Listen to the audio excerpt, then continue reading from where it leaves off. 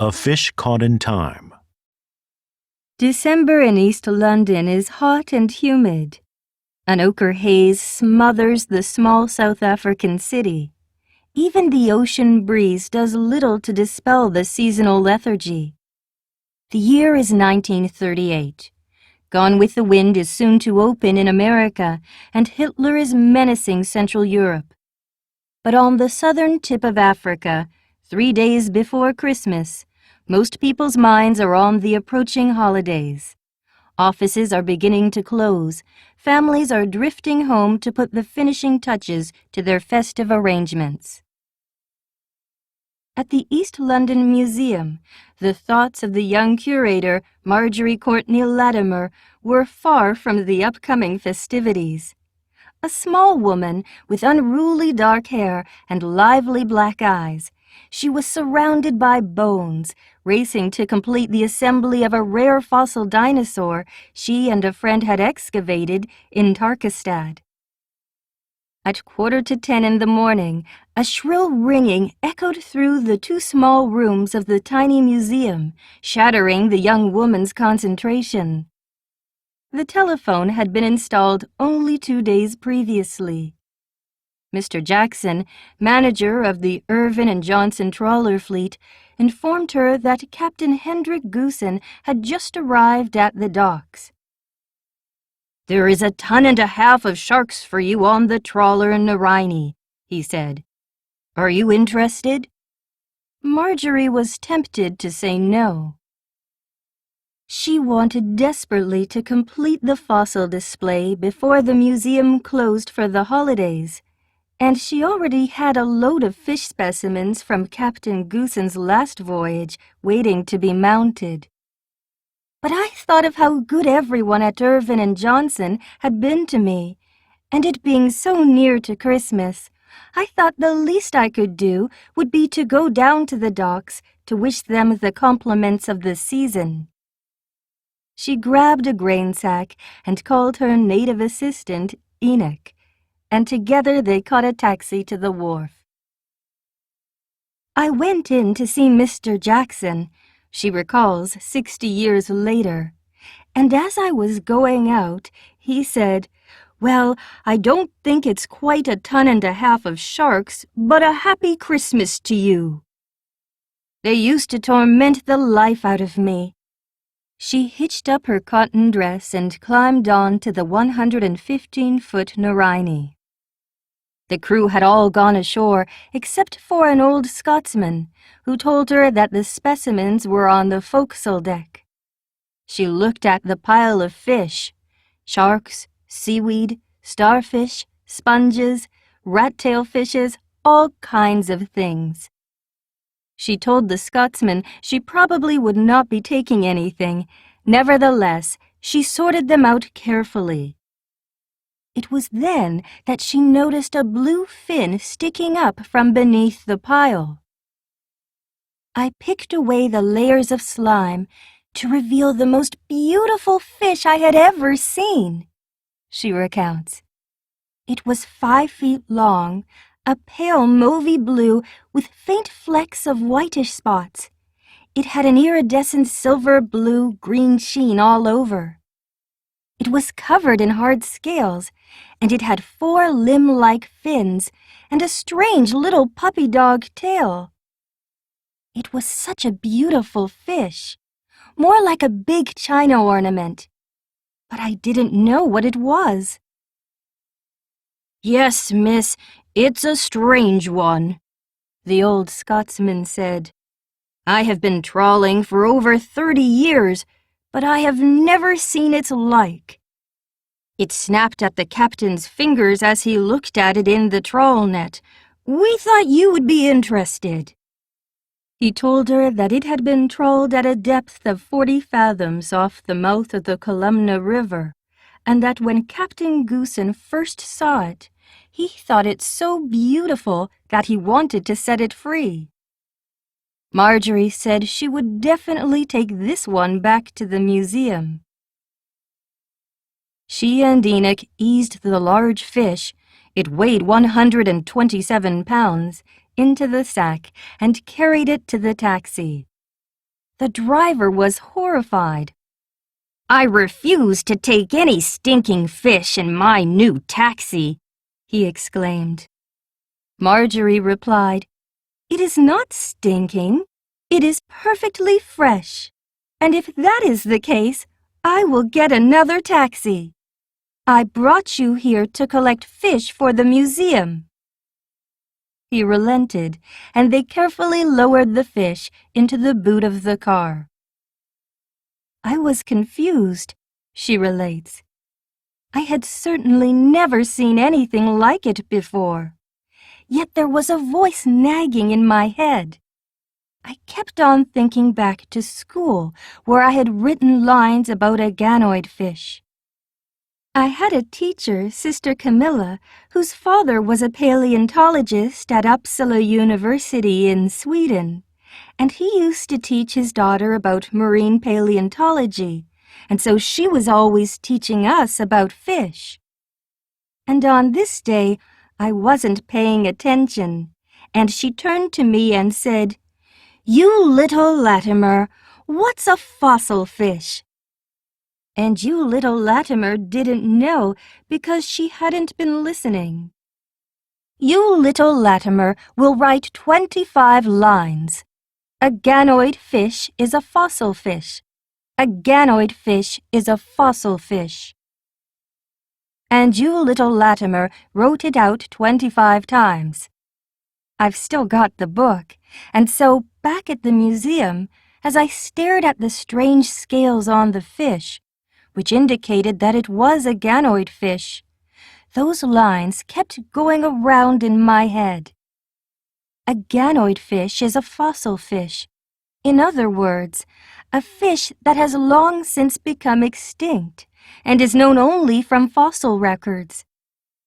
The scales, the 4 limbs, all pointed towards it being a ganoid fish. I was so near to classifying it as a ganoid fish. But I thought it couldn't be a fossil fish because it was alive. I didn't think it could be. But I just knew it was something valuable. She searched through K.H. Barnard's A Monograph on the Marine Fishes of South Africa and any other fish books she could lay her hands on, but could find nothing resembling the strange and beautiful specimen lying on the museum table. That it was something unique and primitive, she could easily tell by its curious structure, its head plates, and fin formation. She noted the extraordinary absence of blood or any slimy discharge from its mouth, nose, or body. She took measurements and made rough sketches of the fish. At noon, the chairman of the museum, Dr. Bruce Bays, dropped by, and Marjorie showed him her exciting new fish. He was a doctor of medicine, a very sarcastic gentleman. He used to call me Mistress Madge. "Mistress Madge, it's nothing but a rock cod," he said. "You're making such a fuss about it, but it's nothing but a rock cod. All your geese are swans."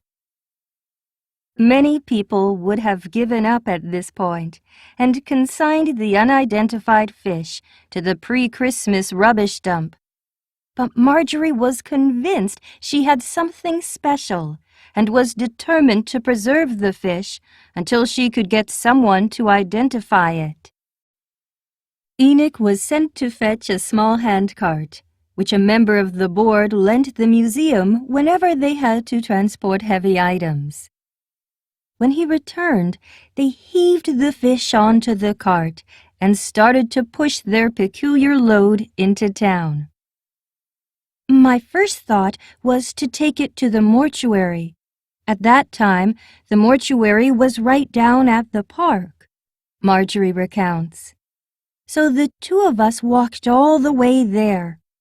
It was very hot, and everyone was very annoyed because they had to get out of the way for us. They shouted, saying, "Why couldn't we walk on the street?" Anyway, we got down to the hospital, and I went to see the man in charge of the mortuary, a tall man by the name of Evans. When I suggested that our fish could go into his mortuary, he drew himself up to his full 6 feet, and with his eyes almost popping out of his head, he looked down his nose and said, "What an iniquitous request! Whatever is everybody going to say?" I said, well, they're all asleep, and it's such a beautiful fish." "No," he said. No, he couldn't possibly put a fish into the mortuary. Well, that was that. She next tried the cold storage. There was a gentleman there by the name of Latimer, no relation of ours. He at least had the decency to come and look at the fish, but he also said no. He wasn't putting any stinking fish into the cold storage. I don't suppose he was wrong, because it could have been giving off gases, and there was food in the cold storage. So that was that with him, too. At the time, those were the only 2 refrigeration facilities large enough to accommodate a 5-foot, 9-stone fish. Marjorie began to feel despondent. She knew she had to find some way of saving it. Then I thought of old Mr. Robert Center, the taxidermist. He had known me since I was a little girl and had taught me taxidermy, and I was sure he would help me somehow. By now, I realized more than ever that I had something very, very strange. Those limb-like fins and the scales, all silvery and iridescent. It was so beautiful. They arrived at Mr. Center's, and Marjorie showed him her fish and explained the difficulties she had experienced in trying to preserve it. She asked him whether he had ever seen a fish like it and whether he had any idea what it could be. Mr. Center looked at it. By then it was afternoon, and the fish's color was fading to a dusky gray. No, he admitted, he had never seen a fish like that, and he had no idea at all what it could be.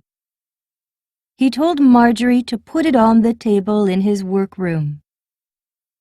"If we could get some formalin, we could wrap it up and perhaps get someone from Rhodes University to identify it," he suggested. Marjorie agreed. I said, "Yes, I will get Dr. Smith," as he was then. She went to a chemist friend in search of formalin with which to preserve the fish. It was at that time scarce, and only a few chemists kept stock for the hospital, so she was only able to get a little, about a liter, which she took back to Center. We diluted it, and we got daily dispatch papers, saturated them in the liquid, and then wrapped the fish up very carefully. We needed a sheet of some sort. We asked Mrs. Center, but she wasn't parting with the sheet, so I walked all the way home. There were no buses or anything, and I explained to Mommy what was happening and that I needed to wrap the fish in some cloth so it wouldn't go off until I could get in touch with Dr. Smith. She gave me a double bed sheet. We took it and wrapped the fish really beautifully, with all the formalin-soaked daily dispatch pages inside. Dr. James Leonard Brierly Smith, a chemistry lecturer at Rhodes University in Grahamstown and amateur ichthyologist, acted as honorary curator of fishes for the smaller museums along the south coast. Marjorie had first met him 5 years previously on the coast when she was busy collecting shells and unusual seaweeds for the museum. A spry man, almost drowned by his baggy shorts, with startling blue eyes and a thick bristle of sandy hair, had come up to her and asked what she was doing. She had explained that she worked at East London Museum, and so the friendship began. Smith often visited Marjorie at the museum and helped her to classify unusual fishes. He was not, however, at Rhodes when she tried to telephone him on December 22, 1938. She left a message, but when he hadn't got back to her by the next day, she wrote to him, enclosing a rough sketch of the fish. Daily she waited for his reply. Nothing happened, nothing happened, nothing happened, she recalls. Christmas passed in a fishy blur. I began to feel very despondent. I couldn't think about anything but the fish. My family couldn't understand what was the matter, but I just knew deep in my bones that it was something important. Then Boxing Day, still no word. I checked the post every day and waited for a phone call, but there was no word from Smith. It was a shimmering hot week. Every afternoon, Marjorie used to go down to Mr. Center to check on the fish, and although it all looked intact, by December 27th, oil had started seeping out. Center said he was worried that the loss of oil would begin to destroy the fish. Marjorie didn't want to risk it, so she gave him the go-ahead to skin it, only not from the side as was normal practice in mounting fish in those days, but rather right down underneath the stomach, so as to save all the scales. It was a hard, slow job. Center cut carefully through the thick scales. The flesh below was pure white and could be worked like clay. It did not appear fibrous, nor like any fish flesh either of them had seen before. There were no ribs, and there was only a flexible tube where the spine should have been. As Center cut into it, pale yellow oil just poured out. Marjorie saved a whole bottle of the fine oil, which she set aside for J.L.B. Smith, and the hard, bony tongue, which she took home to examine. She told Mr. Center that if she had not heard from Dr. Smith by the next evening, he could dump the insides and continue with the mounting. There was no word. We waited and waited every day for a letter from Dr. Smith. It was terrible, really. The New Year passed, and we were still waiting. 11 days had passed since Marjorie Courtney Latimer had sent her letter and sketch to J.L.B. Smith, yet she had still received no response. The letter, in fact, had been forwarded from Rhodes University in Grahamstown to Knysna, 350 miles along the coast from East London, where J.L.B. Smith and his wife Margaret were spending the holidays. Christmas and then New Year had delayed its passage. J.L.B. was a slight man with a weak constitution. When a friend brought around the post on January 3, 1939, he was still weak from a recent illness. Among the letters, he recognized Marjorie's handwriting. He opened the letter and read her description of the fish. He turned to the next page and saw the sketch. I stared and stared, at first in puzzlement. He wrote in old forelegs his account of the coelacanth story. I did not know any fish of our own, or indeed of any seas like that. It looked more like a lizard. And then a bomb seemed to burst in my brain, and beyond that sketch and the paper of the letter, I was looking at a series of fishy creatures that flashed up as on a screen. Fishes no longer here. Fishes that had lived in dim past ages gone, and of which only fragmentary remains in rocks are known.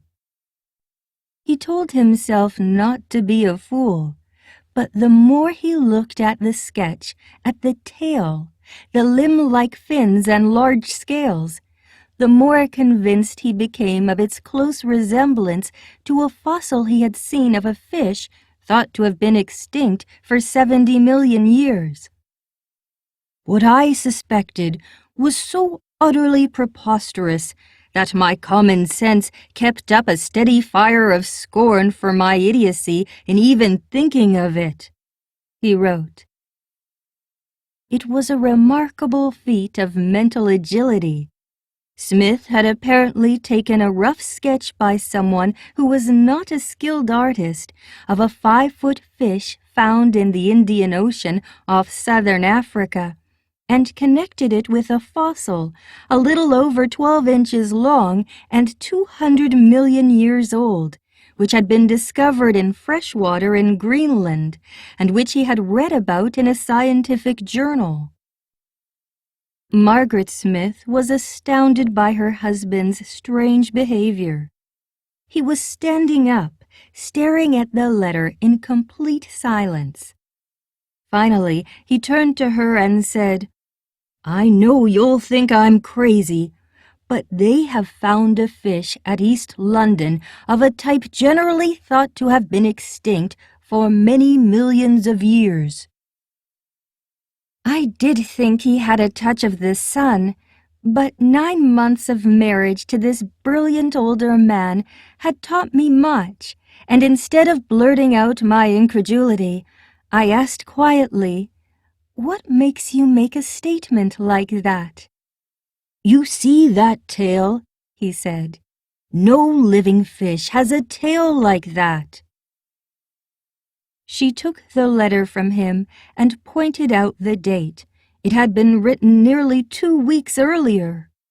JLB immediately started to worry. He knew of the East London Museum's simple facilities and feared the worst. He sent Marjorie a telegram. Most important, preserve skeleton and gills. Fish described. Smith knew he had to see the creature in order to confirm his suspicions, but for some inexplicable reason he didn't immediately set out for East London. In Old Forelegs, he claims he was tied up with marking University of South Africa exam papers and could not responsibly leave the task. He also feared that it might not be the incredible and extraordinary discovery he hoped for. The same day as he received Marjorie's letter, he wrote a longer reply, again urging her to save the fish's soft parts, and confiding his suspicions as to its provenance. "From your drawing and description, the fish resembles forms which have been extinct for many a long year, but I am very anxious to see it before committing myself. Meanwhile, guard it carefully and don't risk sending it away." He spent the rest of the day and night until the post office opened the next day and he could try to telephone her in a feverish state, with the sketch churning around and around in his brain. In East London, Marjorie had almost given up hope of hearing from Smith. When eventually she got the wire, urging her to save the viscera, it was too late. 13 days had passed since the fish had first come to her, and the taxidermist, Mr. Center, had long ago destroyed its internal organs and tissues. By mounting it, however, he had managed to save the internal skeleton and the skin which, by this time, had been turned brown by the formalin. When Smith managed to reach Marjorie on the telephone the next day, he stressed the importance of the innards and sent her off to the municipal dump to try to recover them. Poor Marjorie had no luck. The rubbish of East London was dumped in the ocean. Smith spent the succeeding weeks in a state of turmoil. The more he read, the more he became convinced that the creature was a coelacanth. He always thought of it with a capital C, an ancient fish whose origins date back 400 million years. His confidence was strengthened by a long-held conviction that he was destined to discover some quite outrageous creature. This was so firmly fixed in my mind that just as my peculiar set of circumstances and qualifications had set the stage ready for the appearance of the coelacanth, so in one sense had this premonition prepared me to deal with such a fantastic possibility as had now arisen, and, indeed, even while my common sense rejected it, to seek for it in an obviously impressionistic sketch by someone not an ichthyologist. J.L.B. Smith was experienced enough to know the importance of the discovery. It would be the greatest zoological find of the century. If, however, he announced it as such and was found to be wrong, he would be the laughingstock of the world's scientific community. Until he could get to East London, he would not know for sure.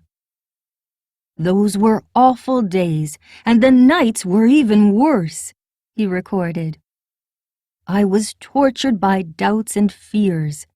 What was the use of that infernal premonition of mine if it was just going to make a scientific fool of myself? 50 million years!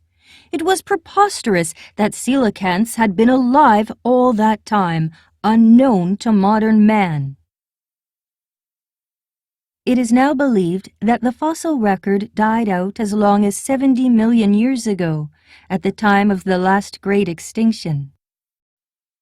He wrote to K.H. Barnard of the South African Museum, cautiously expressing his beliefs. The reply was prompt and incredulous. Smith looked again and again at Marjorie's letter and sketch, as if to reassure himself. He wrote to her again. Knysna, 9th January, 1939. Dear Miss Latimer, your fish is occasioning me much worry and sleepless nights. It is most aggravating being so far away. I cannot help but mourn that the soft parts of the fish were not preserved, even had they been almost putrid. I am sorry to say that I think their loss represents one of the greatest tragedies of zoology, since I am more than ever convinced on reflection that your fish is a more primitive form than has yet been discovered. It is almost certainly a crossopterygian allied with forms that flourished in the early Mesozoic or earlier, but which have been extinct for many millions of years. Comparatively little is known of the internal structure of such fishes, naturally nothing of the soft parts, since fossil remains are all that help us to know what they were like. Your fish has the general external features of a coelacanthid, fishes common in early times in northern Europe and America. Whether or not it is a new genus or family, I can determine only on examination, but I feel sure that it will make a great sensation in the zoological world. To honor you for having got this wonderful thing, I have provisionally christened it, to myself at present, Latimeria columni, and it may even be a new family. Kindest regards, yours sincerely, J.L.B. Smith. I was terribly upset by that letter, recalls Marjorie. I was always terrified of doing anything wrong for J.L.B. I phoned and told him that if he had come earlier, nothing would have been thrown away, but I knew it was all my fault, and I have had to suffer that ever since. Letters flew back and forth between East London and Knysna, unhindered now by inconvenient holidays. JLB wrote again to Barnard in Cape Town, but never asked for assistance. At no time did I look on it as anything but my own, he explained in old forelegs.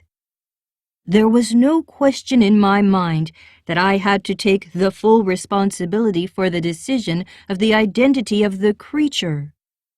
I had deliberately chosen to carry the terrible responsibility myself, making it indeed my own funeral. He wrote to Miss Latimer, authorizing her to offer the trawler people £20 for another perfect specimen.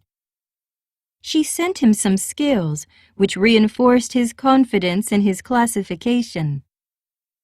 Eventually, on February 16th, JLB, a slight man who seemed almost to radiate energy, and Margaret Smith, his taller, pregnant wife, arrived in East London. It was pouring with rain, and they went directly to the museum to see Marjorie Courtney Latimer and the coelacanth. According to her diary, the curator had walked to work early and had been at the museum since 6 a.m. in a state of great excitement and agitation. Smith was ushered into the inner room where he saw the fish for the first time sitting on Marjorie's large mounting table. Although I had come prepared, that first sight hit me like a white-hot blast and made me feel shaky and queer. My body tingled. I stood as if stricken to stone. Yes, there was not a shadow of doubt. Scale by scale, bone by bone, fin by fin, it was a true coelacanth. JLB Smith circled the coelacanth several times in silence. It was a portentous moment.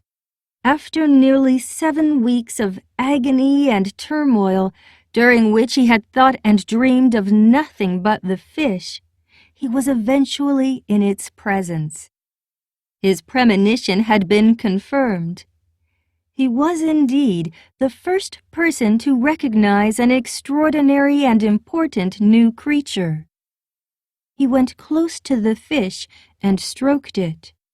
Then he turned to Marjorie and said, "Lass, this discovery will be on the lips of every scientist in the world."